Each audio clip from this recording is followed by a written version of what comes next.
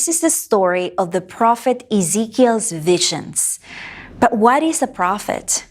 Prophets are people who come so close to God, and God comes so close to them that they know what God wants them to do. Fascinating. Can I be a prophet? Absolutely. Resolutely. Ezekiel was a prophet to the people in exile in Babylon. The exiles will gather by the river to worship God. They didn't know if God will find them in that strange land, so they often faced Jerusalem and the temple, where they knew God was. What does exile mean? The state of being expelled from one's native country, typically for political or punitive reasons. That's good to know. Thanks, Grumpy. One day, while gathered at the river with the other exile people, Ezekiel had a vision. He saw a storm coming. In the clouds were 4 living creatures. They looked like men but had wings. Each one had 4 different faces, all of different animals. When they moved their wings, it sounded like thunder. Wow, that's cool! Each creature had a wheel within a wheel. The wheel seemed almost alive. When Ezekiel looked up, he saw God sitting on a throne, being carried by these 4 creatures. Ezekiel was afraid and fell to the ground.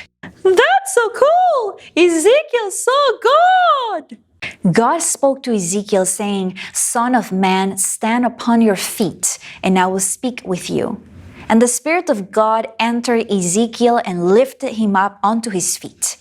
And God said, "Son of man, eat what I give to you. Eat this scroll, so that my words may live in you." And Ezekiel ate the scroll and found it to be sweet, like honey. Eating a scroll. Interesting. This vision was only the first one he had. Before his time as a prophet was over, he had about 50 more visions. At first, most of the messages Ezekiel brought to the exiles were about the coming destruction of Jerusalem. Later, they were about hope for God's people. Prolific visionary, get it? One time, God told Ezekiel to take a brick while it was still wet and draw a map of Jerusalem on it.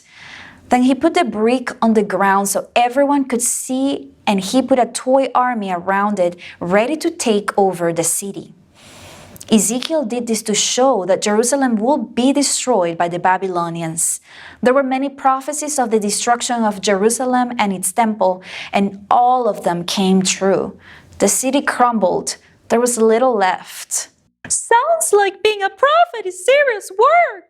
Indeed. After Jerusalem was destroyed, God began to send messages of hope to his people through his prophet Ezekiel. One of them was about a shepherd. Ezekiel told the people that sometimes shepherds are not like the good shepherd. They're not even like the ordinary shepherd. They're bad. But God will come and rescue the people from the bad shepherds. God says, "I myself will be the shepherd of the people and will bring them into their own land." So excited for God's people to go back to their homeland. One day, another message of hope came to Ezekiel. He told the people that God will sprinkle clean water upon them when he brings them home to Jerusalem to cleanse them from all their wrongdoings. "A new heart I will give you," says God, "and a new spirit I will put in you. You will be my people, and I will be your God." A new beginning for God's people! Yet another time, God showed Ezekiel a vision of a pile of dry bones. God breathed new life into them, and they became alive. Like God's people were going to come alive. God said, "I will put my spirit in them, and they will live." Ezekiel dies in exile. He had witnessed the loss and destruction of his beloved city, but he also saw a beautiful vision of a people living in a restored city who were content. The city would be called "The Lord is There."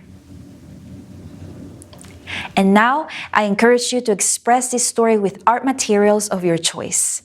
I can't wait to see what you create.